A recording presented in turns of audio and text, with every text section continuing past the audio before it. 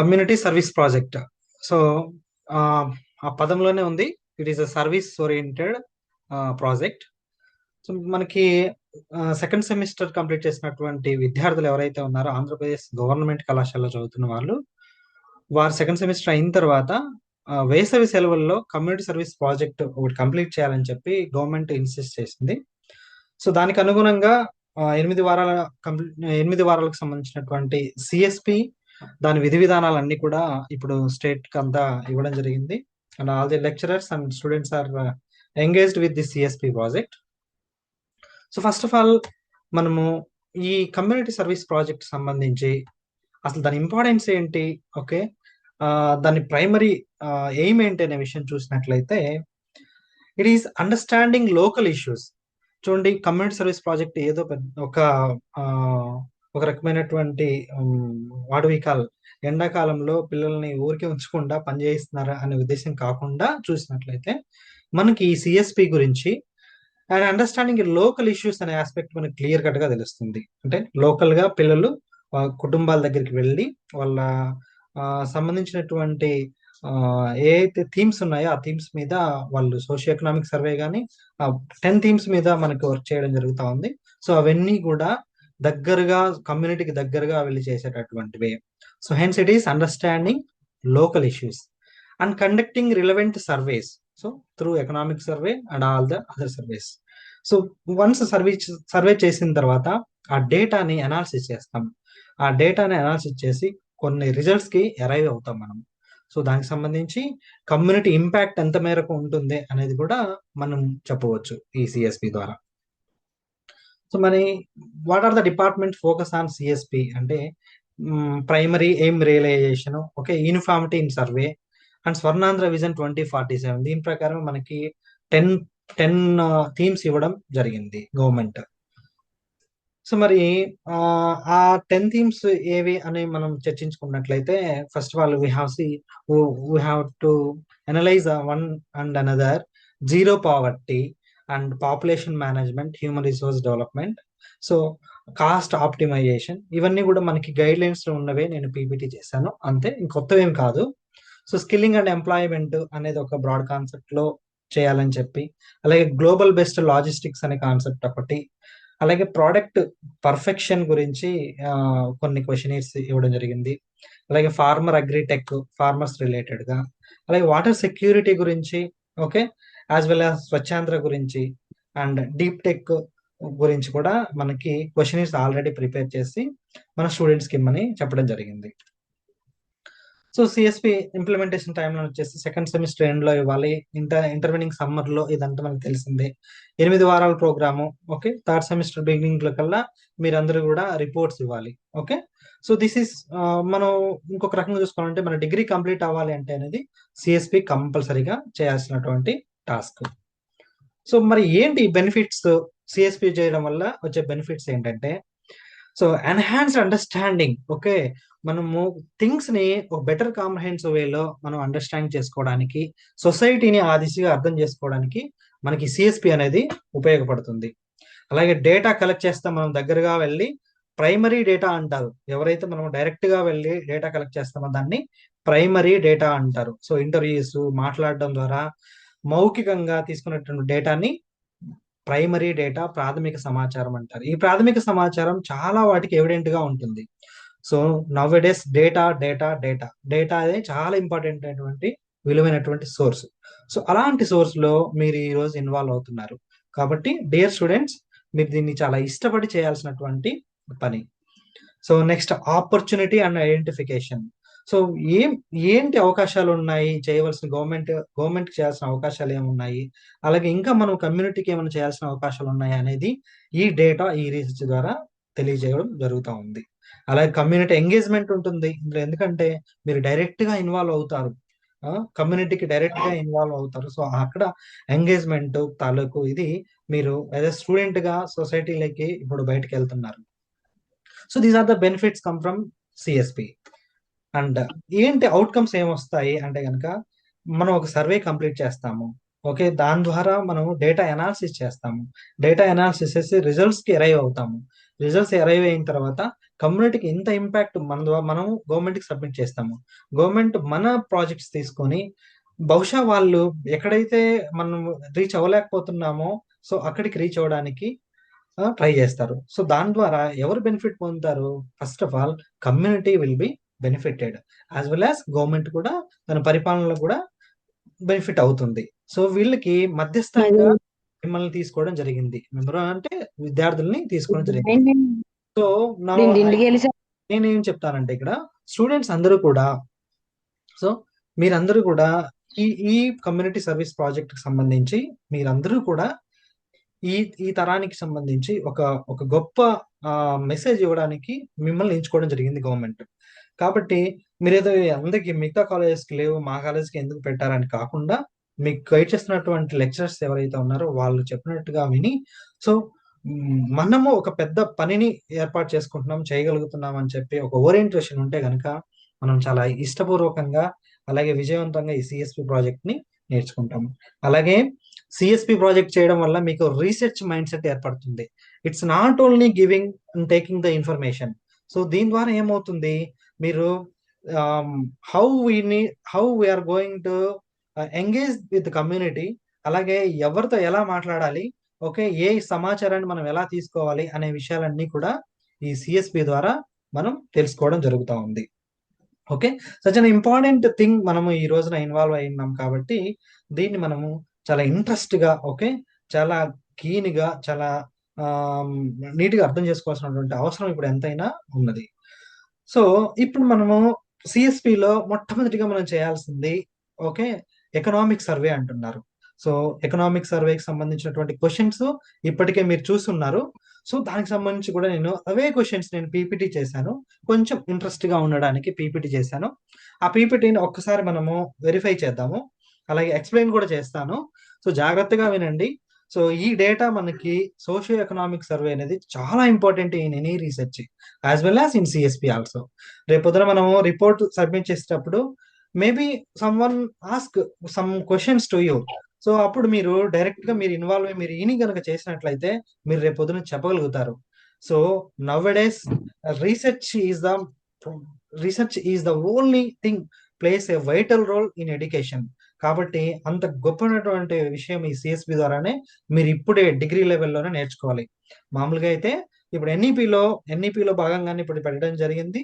ఇది వరకు అయితే ఎన్ఈపి కాకముందు పీజీ జరిగిన తర్వాత, పీజీ కంప్లీట్ అయిన తర్వాత రీసెర్చ్ కి సంబంధించి కొంత ప్రయారిటీ ఇవ్వడం జరుగుతూ ఉంది. కానీ ఇప్పుడు డిగ్రీలోనే ప్రయారిటీ ఇవ్వడం జరుగుతుంది. కాబట్టి మీరు ఇక్కడి నుంచే మీరు research mind set, okay, research things మీరు నేర్చుకోవాల్సినటువంటి ఆవశ్యకత ఎంతైనా ఉన్నది. సో ఇప్పుడు మనము మనకి ఇచ్చినటువంటి economic survey, okay, socio economic survey గురించి ఇప్పుడు నేను మీకు చెప్పబోతున్నాను. స్క్రీన్ షేర్ చేస్తున్నాను. వెయిట్, ఒక్క నిమిషం, 1 మినిట్. గుండుగడికి ఎలా గుర్తొచ్చింది?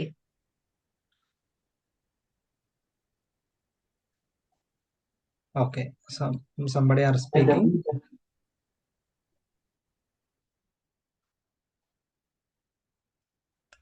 వెల్, సోషియో ఎకనామిక్ సర్వే ఏంటి? ఈ సోషియో ఎకనామిక్ సర్వే అంటే కనుక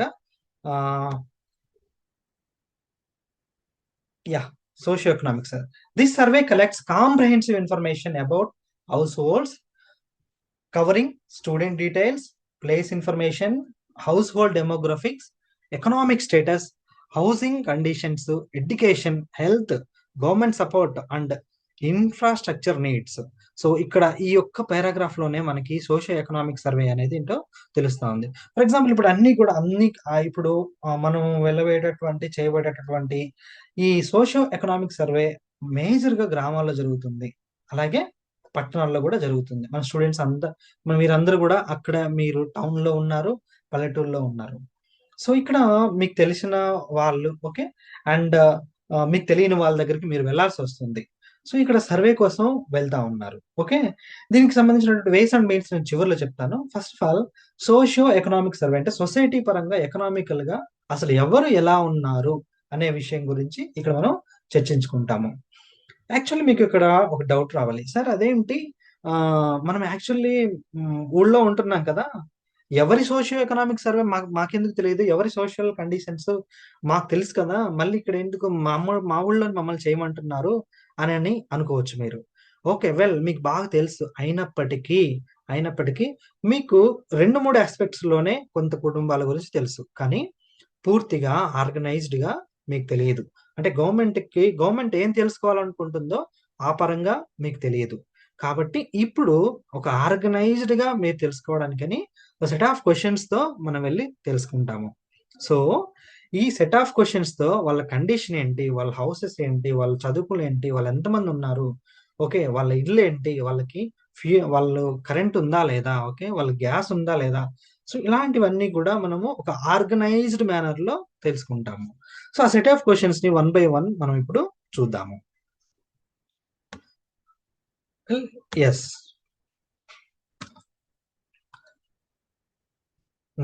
ఇక్కడ చూడండి.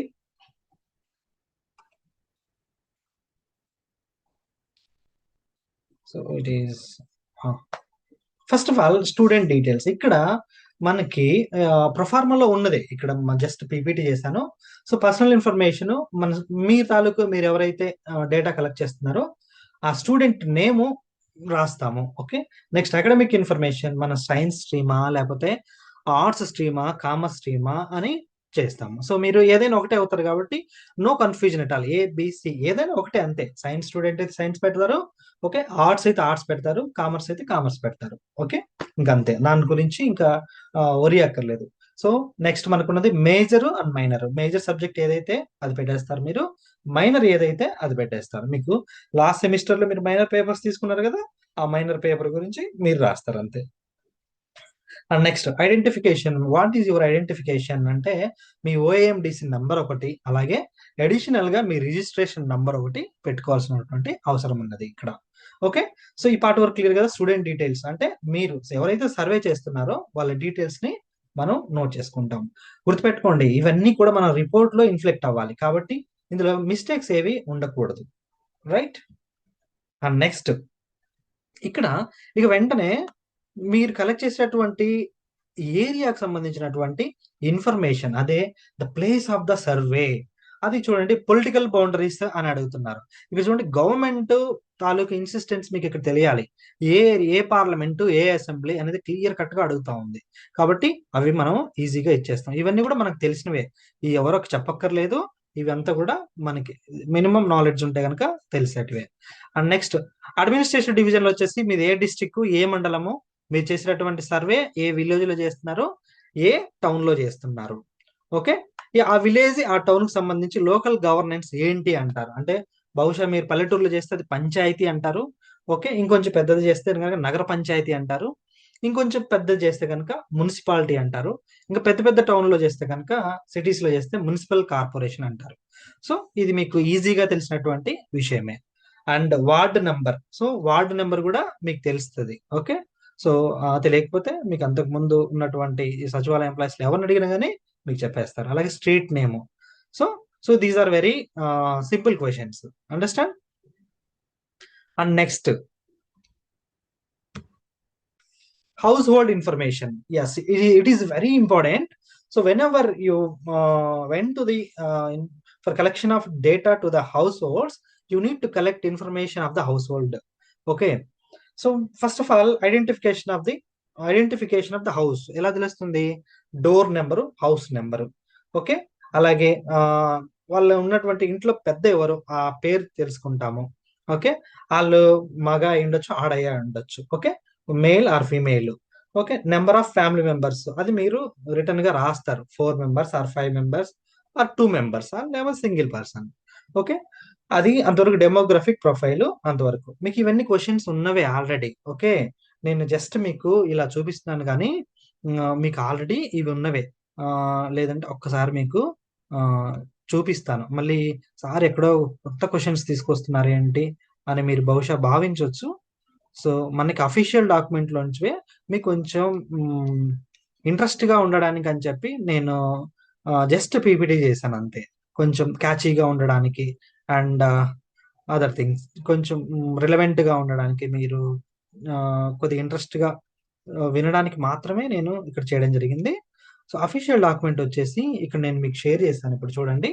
సో ఇక్కడ చూడండి, student details, name, stream, science, arts, okay, major, minor, ID number.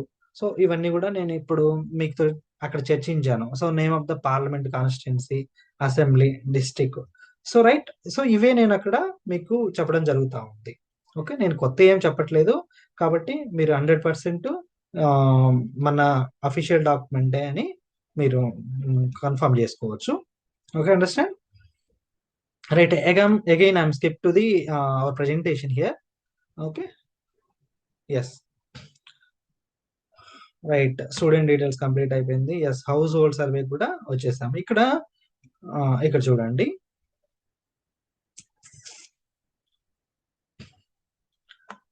Just a minute.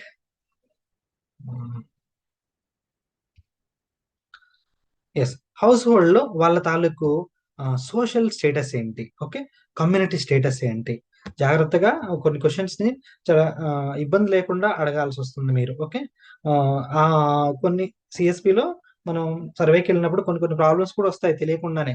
So అవన్నీ మనం కొంచెం టాక్టికల్ గా, ఓకే, మైండ్ఫుల్ గా ఉండి చేసుకోవాల్సి వస్తుంది. అనవసరంగా మీరు ఏదో వెళ్తున్నాం మా సార్ వాళ్ళు చేయమన్నారు లేకపోతే ఇలా చేయమన్నారు మీరు ఇవ్వాల్సిందే డేటా అని అలా అనకూడదు. ఓకే, కొంచెం అవి డిస్కస్ చేద్దాం చివరిలో. సో సోషల్ క్లాసిఫికేషన్కి వచ్చేసి వాళ్ళు ఓసీనా, బీసీనా, ఎస్సీనా, ఎస్టీనా లేదా ఈబీసీనా అని మనం టిక్ చేసుకుంటాం. ఓకే, మన క్వశ్చనీర్ లో టిక్ చేసుకుంటాం. సో అలాగే రిలీజియన్, వాళ్ళు హిందూనా, ముస్లిమా, క్రిస్టియనా, అదర్సా. సో దీనివల్ల ఏం తెలుస్తుందంటే, ఫర్ ఎగ్జాంపుల్ మీరు చేసినటువంటి 30 హౌస్ హోల్డ్స్ ఎవరైతే ఉన్నారో వాళ్ళు ఎంతమంది హిందూస్, ఎంతమంది ముస్లిమ్స్, ఎంతమంది క్రిస్టియన్స్, లేకపోతే ఎదర్ దాన్ వీళ్ళు ముగ్గురు కాకుండా ఇంకెవరైనా ఉన్నారా అనేది మీకు తెలుస్తుంది కదా. సో ఇది గవర్నమెంట్ కావాలి, ఇది మీకు తెలియాలి. ఒక సిఎస్పి చేస్తున్నటువంటి ఒక విద్యార్థిగా మీకు తెలియాలి ఈ క్లాసిఫికేషన్ ఉంటుంది, ఇలా ఉంటారు ఇలా ఉంటారు. అలాగే వాళ్ళకి లాంగ్వేజెస్ ఏమొచ్చు, హిందీ వచ్చా, తెలుగు వచ్చా? తెలుగు ఆబ్వియస్ గా వస్తుంది. హిందీ కూడా వచ్చా? హిందీ కూడా వచ్చా అంటే ఎస్, తెలుగుతో పాటు హిందీ కూడా పెట్టుకుంటాము. ఓకే, మీకు ఇంకా నెక్స్ట్ చివరిలో ఏం చెప్తానంటే, దీనికి సంబంధించిన గూగుల్ ఫామ్ లో ఎలా ఆప్షన్స్ ఇవ్వాలి అనేది కూడా మీకు చెప్తాను. సో చూడండి, ఇంకా నెక్స్ట్ ఎకనామిక్ స్టేటస్ ఇక్కడ ఎలా తెలుసుకుంటామంటే, ప్రైమరీ ఆక్యుపేషన్ ఏంటి, ఇంట్లో పెద్దవాళ్ళకి ప్రైమరీ ఆక్యుపేషన్ ఏంటి? ఓకే, వాళ్ళు అగ్రికల్చర్ చేస్తున్నారా, లేదా డైలీ వేజ్ ఎర్నర్సా, రోజు పనికి పోయి వచ్చే వాళ్ళ, లేకపోతే ఎంప్లాయీసా, శాలరీ వస్తుందా, లేదా బిజినెస్ పరంగా వస్తుందా, ఓకే, డబ్బులు అనేది తెలుస్తుంది, లేకపోతే ఈ 4 కాకుండా వేరే రకంగా వస్తున్నాయా? ఓకే, మీరు డబ్బులు ఎలా సంపాదిస్తున్నారు మీకు మాకు చెప్పాల్సిందే, ఆ సీక్రెట్స్ ఏంటి చెప్పాల్సిందే. మీరు అలాంటి క్వశ్చన్స్ మనం అడగకూడదు. చాలా హంబుల్ గా మీకు ఆదాయం ఎలా వస్తుందండి అని అడగాలి అంతే. ఓకే, మీరు అక్కడికి వెళ్ళి మీకు డబ్బులు ఎలా వస్తున్నాయి, ప్రూఫ్స్ ఇవ్వండి మాకు గవర్నమెంట్ అడుగుతుంది అని ఇలా చెప్పకూడదు. వాళ్ళు నేను చెప్పను పో మీకు ఏంటి అసలు, మీకు ఎందుకు చెప్పాలి అని రివర్స్ క్వశ్చన్స్ వస్తాయి. సో మనం ఎప్పుడు అలా చేసుకోకూడదు, అండర్స్టాండ్? అలాగే ఇన్కమ్, యాన్యువల్ హౌస్ హోల్డ్ ఎంత వస్తుంది, మీకు ఎంత వస్తున్నాయి డబ్బులు, జస్ట్ మామూలుగానే సర్వే కోసం అడుగుతున్నామండి, మీరు అందాజుగా చెప్పండి, కొంచెం చూసాగి చెప్పండి, పర్వాలేదు, ఎగ్జాక్ట్ గా చెప్పక్కర్లేదు. అంతేగాని మీకు ఇన్కమ్ ఎంత వస్తుంది, ఓకే, మీకు ఇన్ని డబ్బులు ఎక్కడి నుంచి వస్తున్నాయి అసలు, ఇలాగా వాళ్ళని భయపడే, నెక్స్ట్ అలాగే మీరు దాన్ని ఏమంటారు, వాళ్ళు మిమ్మల్ని తిట్టించుకునే, మిమ్మల్ని తిట్టేంత క్వశ్చన్స్ అడగకూడదు వాళ్ళని. ఓకే, సో ఇక్కడే టాక్టికల్ అనేది ఉపయోగపడుతుంది, అండర్స్టాండ్? సో 1,00,000 కన్నా తక్కువ అయితే కనుక ఫస్ట్ లెస్ దాన్ 1 lakh అని ఫస్ట్ ఆప్షన్ ఉందండి. తర్వాత 1 lakh to 2 lakhs మధ్యలో ఎంత చెప్తే అంత, 2 to 5.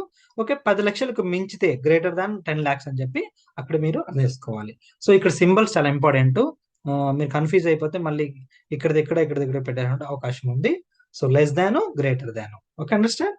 నెక్స్ట్ ఇన్కమ్ సోర్స్ మీకు ఎలా వస్తుంది, వ్యవసాయమా లేకపోతే లైఫ్ స్టాక్, పశువుల లేకపోతే కోల్డ్ పరిశ్రమలు, ఓకే, నెక్స్ట్ ఎస్, మేకలు, గొర్రెలు అవి ఉన్నాయి కదా, వాటి వలన వచ్చిందా, లేకపోతే జాబుల్లో వస్తుందా, లేకపోతే వ్యాపారాల వల్ల వచ్చిందా అనేది మీరు తెలుసుకుంటారు. నెక్స్ట్ ల్యాండ్ ఓనర్షిప్, మీకు ఉన్నటువంటి అగ్రికల్చర్ ల్యాండ్ ఉందా లేదా అసలు, ఫస్ట్ ఆఫ్ ఆల్ ఉంటే అది మీ సొంతమా, లేకపోతే కాదా అనే విషయం కూడా మనం అడిగి తెలుసుకుంటాము. Understand? So this picture depicts the all above information. Okay, next housing and living conditions. So ఇక్కడ మీ హౌస్ స్ట్రక్చర్ ఏంటి, అసలు ఎలాంటి హౌస్ మీకు? ఓకే, అది ఇక్కడ చూడండి, పక్కా హౌస్, సెమీ పక్కా హౌస్, నెక్స్ట్ కచ్చా హౌస్ అని ఇక్కడ ఉండడం జరిగింది.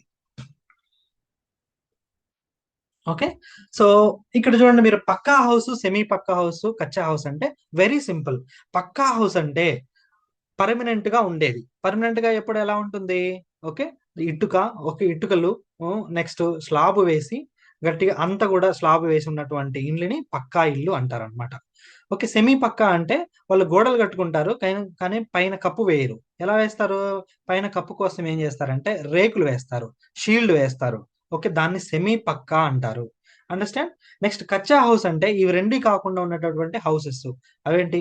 పూరిల్లు. ఓకే, నెక్స్ట్ జస్ట్ వెదురు కర్రలతో పెట్టుకొని ఉండేటటువంటి అవి, వాటిని బట్టి చేసేటటువంటి హౌస్ ని కచ్చా హౌస్ అంటారు. సో మీకు టర్మినాలజీ కొంచెం కొత్తగా ఉండొచ్చు. So pronounce it pucca. Okay, semi pucca, అలాగే కచ్చా.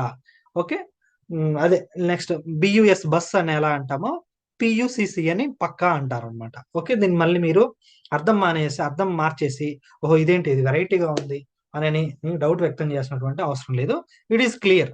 పక్కా హౌస్ అంటే స్లాబ్ వేసి గోడలతో కట్టి ఉన్నటువంటి హౌస్ అంటే మిద్దెలు అంటారు. ఓకే, నెక్స్ట్ సెమీ పక్కా అంటే రేకులు ఇల్లులు.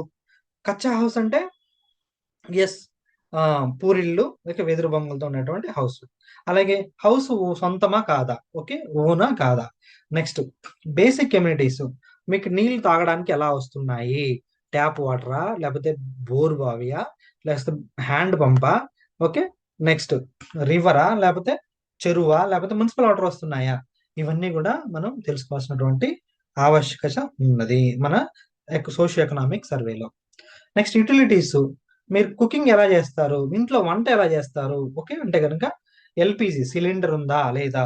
నెక్స్ట్ ఫైర్ వుడ్, కర్రల పొయ్యితో చేస్తున్నారా? నెక్స్ట్ కౌడంగు, లేకపోతే పశువుల పేడతో ఉపయోగించి మీరు వంట చేస్తున్నారా అనే విషయాల గురించి తెలుసుకుంటాము. Next availability of electricity.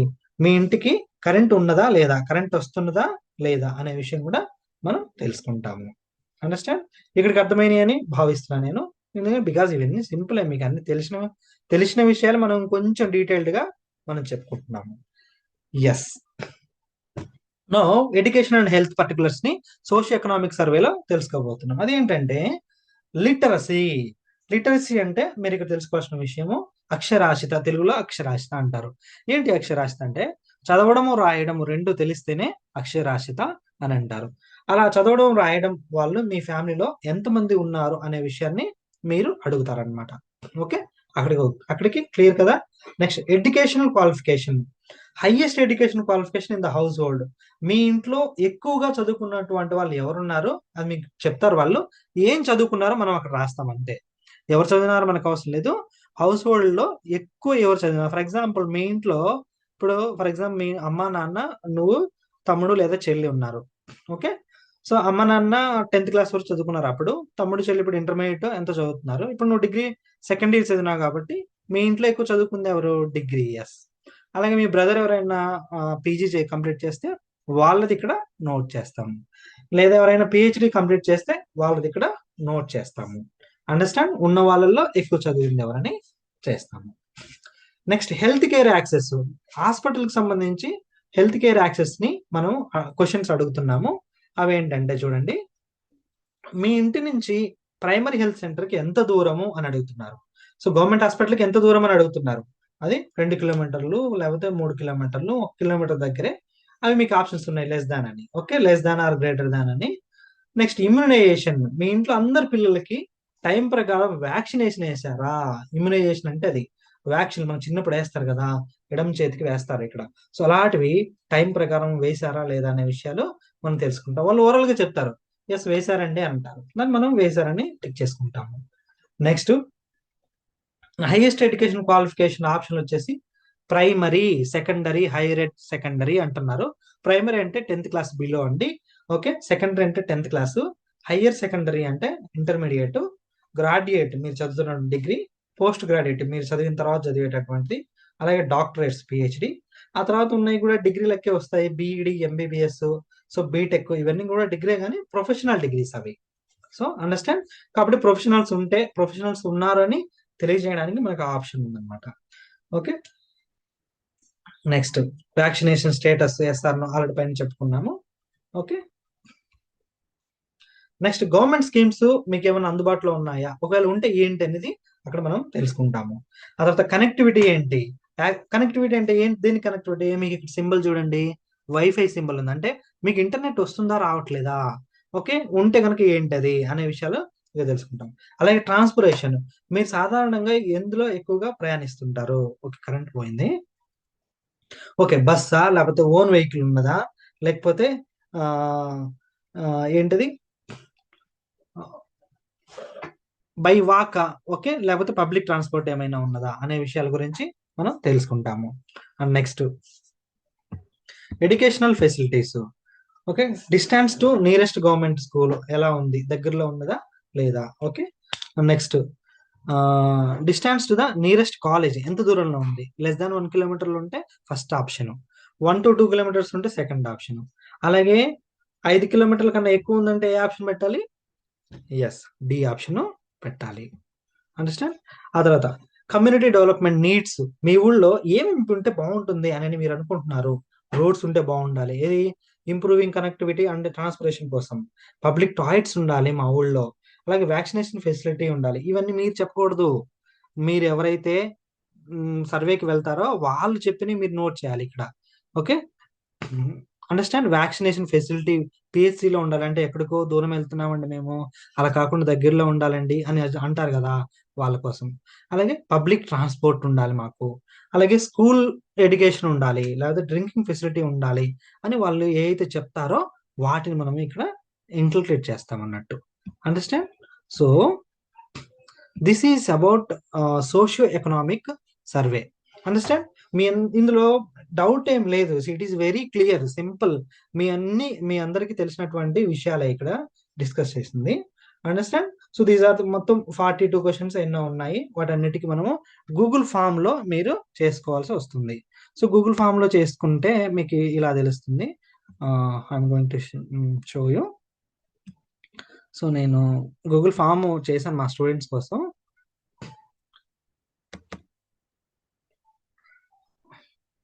Socio economic survey, okay, మీకు ఒకసారి చూపిస్తాను.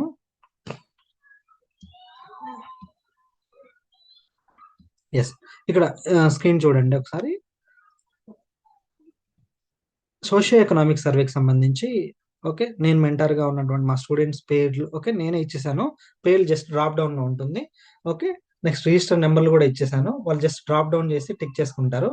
ఓకే, వాళ్ళ స్ట్రీమ్ ఏంటి, commerce, major, minor, okay, ID number, so ఇలాగే ఓఎండిస్ ఐడి నెంబర్ జస్ట్ క్లిక్ చేసుకుంటే వచ్చేస్తాయి. నెక్స్ట్ సెక్షన్ వారీగా క్వశ్చన్స్, ఇప్పుడు మనం డిస్కస్ చేసుకున్నవే ఇక్కడ క్వశ్చన్స్ రూపంలో పెట్టడం జరిగింది. చూడండి, డిస్ట్రిక్ట్, ఓకే, మండలం, ఇది మా ఏరియాకి సంబంధించినటువంటి పెట్టుకున్నాం, అలాగే మీకు సంబంధించినవి మీరు పెట్టుకుంటారు.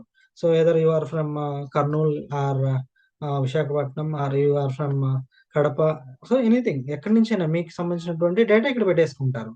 ఓకే, ఇది నేను ఎంత ఒకటే ఇస్తాను మా పిల్లలకి. సో ఒక క్వశ్చన్ ఏరే ఇస్తాము, ఒకటే లింక్ ఇస్తాము, గూగుల్ ఫామ్స్. సో అందులో చేసేస్తారు, ఆ డేటా అంతా కూడా వచ్చేస్తుంది. సో వాళ్ళతోనే అనాలిసిస్ చేపించి వాళ్ళతోనే రిపోర్ట్స్ కూడా రాయించడానికి చేసినటువంటి కాంప్రహెన్సివ్ గూగుల్ ఫామ్ ఇది. అండర్స్టాండ్. సో ఇలాగా ఇప్పుడు మనం చర్చించుకున్నటువంటి విషయాలన్నీ కూడా చూడండి, ఇక్కడ primary occupation of the head of the household, అగ్రికల్చరా, డైలీ వేజా, ఎంప్లాయా, సో ఇవన్నీ టిక్ చేస్తాడానికి. So these are all the questions.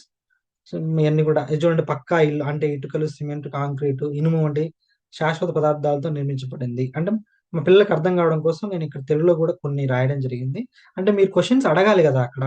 So మీకు క్వశ్చన్ అర్థం కాకపోతే వాళ్ళని ఏం అడుగుతారు, సో వాళ్ళు ఏం చెప్తారు అనే విషయాల గురించి ఆ సందిగ్ధత లేకుండా ఉండడానికని నేను తెలుగులో కూడా కొంత సమాచారం ఇవ్వడం జరిగింది. సో ఇలాగా మనం సోషియో ఎకనామిక్ సర్వే చేసుకుంటాము. దీనికి కంటిన్యూషన్ గా మీకు 10 టాపిక్స్ ఉన్నాయని చెప్పుకున్నాం కదా, ఆ 10 టాపిక్స్ లో ఏదో ఒకటి సెలెక్ట్ చేసుకుంటారు. నేనైతే పాపులేషన్ మేనేజ్మెంట్ అండ్ హెచ్ఆర్డి అని సెలెక్ట్ చేశాను మా స్టూడెంట్స్ కి. సో దానికి సంబంధించి కూడా క్వశ్చనీర్ నేను తయారు చేస్తాను. సో దీనికి సంబంధించి నేను సపరేట్ గా క్లాస్ తీసుకుంటాను. దానికి రిలవెంట్ గా ఉన్నటువంటి స్టూడెంట్స్ కి ఉపయోగపడుతుంది. సో యాజ్ ఆఫ్ నౌ ఇంతవరకు కన్ఫైన్ అయినాము సోషియో ఎకనామిక్ సర్వే వరకు. Okay. So now economic survey అయిపోయింది. ఇప్పుడు మీరు తీసుకోవాల్సినటువంటి జాగ్రత్తలు ఏంటి, ఓకే, అనే విషయం వరకు మనం చూసినట్లయితే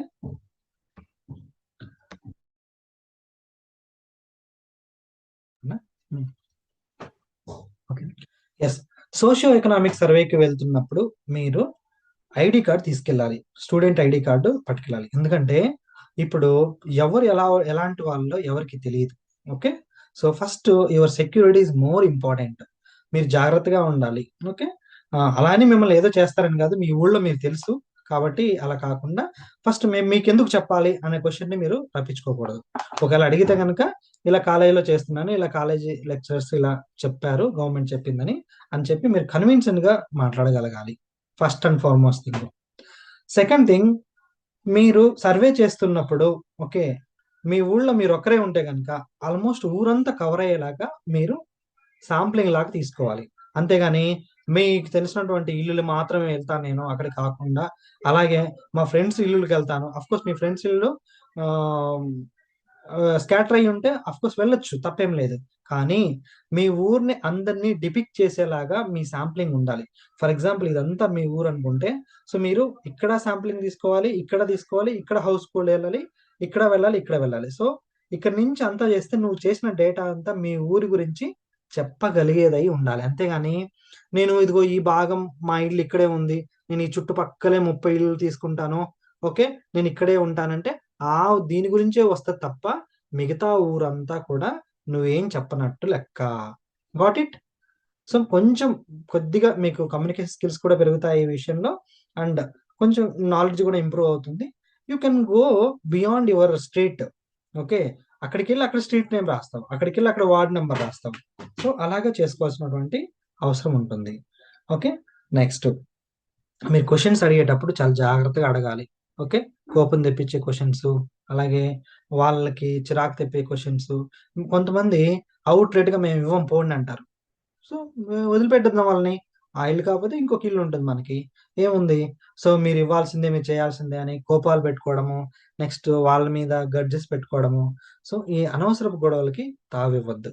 సో ఇది చాలా చక్కగా, చాలా చాలా హ్యాపీగా ఇద్దరు ముగ్గురు ఫ్రెండ్స్ ఉంటే సరదాగా వెళ్ళి చేసినటువంటి క్వశ్చన్స్ ఎక్కువ లెందీగా ఉంటాయి. కొంచెం ఓపికగా మీరు క్వశ్చన్స్ అర్థం చేసుకొని చేయాల్సినటువంటి ప్రక్రియ. అండర్స్టాండ్? సో ఇక జనరల్ గా ఏమైనా ఇంకేమైనా డౌట్స్ ఉంటే కనుక you may ask me. Okay. So this is about community service project economic survey, economic social and economic survey. మీ అందరికీ అర్థమైందని భావిస్తున్నాను.